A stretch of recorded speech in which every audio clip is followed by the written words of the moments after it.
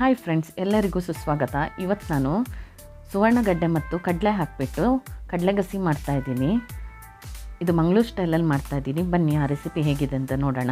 ನಾನಿಲ್ಲಿ 1 ಕಪ್ನಷ್ಟು ಕಡಲೆಕಾಳನ್ನು ತಗೊಂಡಿದ್ದೀನಿ. ಇದು ಕಾಬೂಲ್ ಕಡಲೆ. ಇದನ್ನು ರಾತ್ರಿನೇ ನೆನೆಸಿಟ್ಟಿದ್ದೀನಿ. ಇದನ್ನು ಒಂದು ಕುಕ್ಕರ್ಗೆ ಹಾಕ್ಕೊಳ್ಳೋಣ.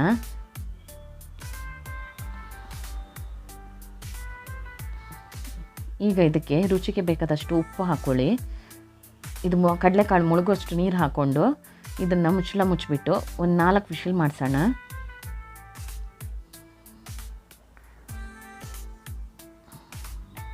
ನೋಡಿ 4 ವಿಷಲ್ ಮಾಡಿಸ್ತಾ ಇದ್ದೀನಿ. ಈಗ ಇದು ಬೇಯೋಷ್ಟರಲ್ಲಿ ನಾವು ಇನ್ನೊಂದು ಪಾತ್ರೆಯಲ್ಲಿ ಸುವರ್ಣಗಡ್ಡೆ ಬೇಯಿಸ್ಕೋಬೇಕು. ನಾನಿಲ್ಲಿ 1.5 ಕಪ್ನಷ್ಟು ಸುವರ್ಣಗಡ್ಡೆ ತೊಗೊಂಡಿದ್ದೀನಿ. ಒಂದು ಅರ್ಧ ಸುವರ್ಣಗಡ್ಡೆ, ದೊಡ್ಡ ಸುವರ್ಣಗಡ್ಡೆಯಲ್ಲಿ ಅರ್ಧದಷ್ಟನ್ನು ಹಾಕೋತಾ ಇದ್ದೀನಿ. ಇದಕ್ಕೀಗ ಮುಳುಗೋಷ್ಟು ನೀರು ಹಾಕ್ಕೊಂಡು ಹಾಗೆ ಒಂದು 2 ಟೊಮೊಟೊ ಹಾಕೋತಾ ಇದ್ದೀನಿ. ಹಾಗೆ 1 ಈರುಳ್ಳಿ ಹಾಕ್ಕೊಳ್ಳೋಣ. ಮೊದಲು ಸ್ವಲ್ಪ ನೀರು ಹಾಕ್ಕೊಂಡಿದ್ದೆ. ಈಗ ಅದು ಮುಳುಗೋಷ್ಟು ನೀರು ಹಾಕ್ಕೊಂಡು ಮುಚ್ಚಿ ಒಂದು 15ರಿಂದ 20 ನಿಮಿಷ ಇದನ್ನು ಬೇಯೋದಕ್ಕೆ ಬಿಡೋಣ. ಚೆನ್ನಾಗಿ ಬೇಯುತ್ತೆ. ಅಷ್ಟೊತ್ತಿಗೆ ನಾವು ಒಂದು ಪ್ಯಾನ್ಗೆ 1-2 ಸ್ಪೂನಷ್ಟು ಎಣ್ಣೆ ಹಾಕ್ಕೊಂಡು ಅದಕ್ಕೆ 1 ಸ್ಪೂನಷ್ಟು ಉದ್ದಿನಬೇಳೆ, ಹಾಗೆ ಒಂದು ಅರ್ಧ ಟೀ ಸ್ಪೂನಷ್ಟು ಸಾಸಿವೆ, ಮತ್ತು ಇದಕ್ಕೆ ಒಂದು ಜಜ್ಜಿರೋಂದು ಒಂದು 5ರಿಂದ 6 ಬೆಳ್ಳುಳ್ಳಿ ಹಾಕೋತಾ ಇದ್ದೀನಿ. ಇದಿಷ್ಟು ಹಾಕ್ಕೊಂಡು ಸ್ವಲ್ಪ ಫ್ರೈ ಮಾಡ್ಕೊಳ್ಳೋಣ. ಈಗ ಇದಕ್ಕೆ ಒಂದು ಸಣ್ಣ ಈರುಳ್ಳಿನ ಕಟ್ ಮಾಡಿಬಿಟ್ಟು ಹಾಕೋತಾ ಇದ್ದೀನಿ. ಇದನ್ನು ಕಲರ್ ಒಂಚೂರು ಬ್ರೌನ್ ಕಲರ್ ಬರಬೇಕು, ಅಲ್ಲಿವರೆಗೂ ಇದನ್ನು ಫ್ರೈ ಮಾಡ್ಕೊಳ್ಳೋಣ. ಹಾಗೆ ಸ್ವಲ್ಪ ಕರಿಬೇವು ಹಾಕ್ಕೊಳ್ಳೋಣ. ಒಂದು 3ರಿಂದ 4 ಎಲೆ ಹಾಕ್ಕೊಂಡ್ರೆ ಸಾಕು. ಇದಿಷ್ಟು ಚೆನ್ನಾಗಿ ಫ್ರೈ ಆದಮೇಲೆ ಇಲ್ಲಿ ನಾನು 1.5 ಕಪ್ನಷ್ಟು ತೆಂಗಿನ ತುರಿ ತೊಗೊಂಡಿದ್ದೀನಿ. ಅದಕ್ಕೆ 1 ಸ್ಪೂನ್ನಷ್ಟು ಜೀರಿಗೆ, ಹಾಗೆ 1.5 ಸ್ಪೂನ್ನಷ್ಟು ಕೊತ್ತಂಬರಿ ಬೀಜ ಹಾಕ್ಕೊಳ್ಳೋಣ. ಇದಿಷ್ಟೇ. ಇದಕ್ಕೆ ಮೆಂತ್ಯ ಏನೂ ಹಾಕೋತಾ ಇಲ್ಲ ನಾನು. ಆಮೇಲೆ 5ರಿಂದ 6 ಒಣಮೆಣ್ಸಿನ್ಕಾಯಿ ಹಾಕೋತಾ ಇದ್ದೀನಿ. ನಾನು ಬ್ಯಾಡಗಿ ಮೆಣಸಿನ್ಕಾಯಿ ಹಾಕೋತಾ ಇದ್ದೀನಿ, ಕಲರ್ ಚೆನ್ನಾಗಿ ಬರುತ್ತೆ. ಈಗ ಇದಕ್ಕೆ ಹುರಿದಿರೋ ಅಂಥ ಈರುಳ್ಳಿ ಬೆಳ್ಳುಳ್ಳಿನೆಲ್ಲ ಹಾಕ್ಕೊಳ್ಳೋಣ.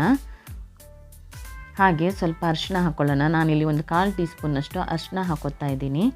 ಇದಿಷ್ಟು ಒಂದು ಮಿಕ್ಸಿ ಜಾರ್ಗೆ ಹಾಕ್ಕೊಂಡು ಸ್ವಲ್ಪ ನೀರು ಹಾಕ್ಕೊಂಡು ತರ್ತರಿಯಾಗಿ ಗ್ರೈಂಡ್ ಮಾಡ್ಕೊಳ್ಳಿ. ತುಂಬ ತರ್ತರಿನೂ ಅಲ್ಲ, ತುಂಬ ನೈಸಾಗೂ ಅಲ್ಲ, ಮೀಡಿಯಮ್ ಇರಲಿ. ನೋಡಿ ನಾನೀಗ ತೋರಿಸ್ತಾ ಇದ್ದೀನಲ್ಲ, ಇಷ್ಟು ಹದಕ್ಕೆ ಇದನ್ನು ರುಬ್ಕೋಬೇಕು. ಇಲ್ಲಿ ನೋಡಿ ಸುವರ್ಣಗಡ್ಡೆನೂ ಚೆನ್ನಾಗಿ ಬೆಂದಿದೆ. ಈಗ ಇದಕ್ಕೆ ಬೆಂದಿರೋಂಥ ಕಡಲೆಕಾಳನ್ನು ಹಾಕ್ಕೊಳ್ಳೋಣ. ಸುವರ್ಣಗಡ್ಡೆಗೆ ಉಪ್ಪು ಹಾಕ್ಕೊಂಡಿಲ್ಲಲ್ಲ, ಉಪ್ಪು ಒಂಚೂರು ಎಳ್ಕೊಳ್ಳುತ್ತೆ. ಅಷ್ಟೊತ್ತಿಗೆ ಒಂದು 5ರಿಂದ 10 ನಿಮಿಷ ಇದನ್ನು ಕಡಲೆಕಾಳು ಹಾಕ್ಕೊಂಡು ಬೇಯೋದಕ್ಕೆ ಬಿಡೋಣ.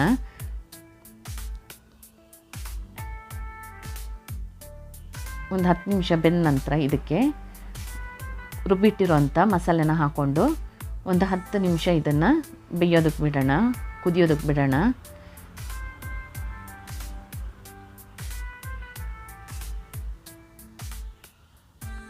ಚೆನ್ನಾಗಿ ಕುದಿ ಬಂದಮೇಲೆ ಇದಕ್ಕೆ ಕಟ್ ಮಾಡಿರೋಂಥ ಕೊತ್ತಂಬರಿ ಸೊಪ್ಪು ಹಾಕ್ಕೋಬೇಕು.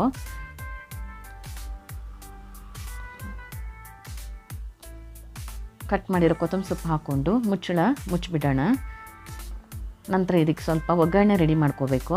ನಾನಿಲ್ಲಿ 1-2 ಸ್ಪೂನಷ್ಟು ಎಣ್ಣೆ ಹಾಕೋತಾ ಇದ್ದೀನಿ. ಅದಕ್ಕೆ ಒಂದು ಅರ್ಧ ಟೀ ಸ್ಪೂನಷ್ಟು ಸಾಸಿವೆ, ಹಾಗೆ ಒಂದು ಅರ್ಧ ಟೀ ಸ್ಪೂನಷ್ಟು ಜೀರಿಗೆ ಹಾಕ್ಕೊಳ್ಳೋಣ. ನಂತರ ಇದಕ್ಕೆ ಜಜ್ಜಿರೋ ಅಂಥ ಬೆಳ್ಳುಳ್ಳಿ ಹಾಕ್ಕೋಬೇಕು. ನಾನಿಲ್ಲಿ ಒಂದು 5ರಿಂದ 6 ಬೆಳ್ಳುಳ್ಳಿನ ಜಜ್ಜಿಬಿಟ್ಟು ಹಾಕೋತಾ ಇದ್ದೀನಿ. ಹಾಗೆ ಇದಕ್ಕೆ ಸ್ವಲ್ಪ ಕರಿಬೇವು ಮತ್ತು ಹಿಂಗೆ ಹಾಕ್ಕೊಳ್ಳೋಣ.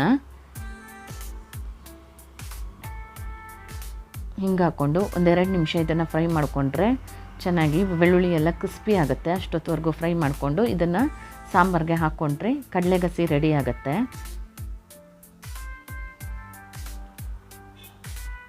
ನೋಡಿ ಮಂಗಳೂರು ಸ್ಟೈಲಲ್ಲಿ ಕಡಲೆ ಮತ್ತು ಸುವರ್ಣಗಡ್ಡೆದು ಗಸಿ ರೆಡಿಯಾಗಿದೆ.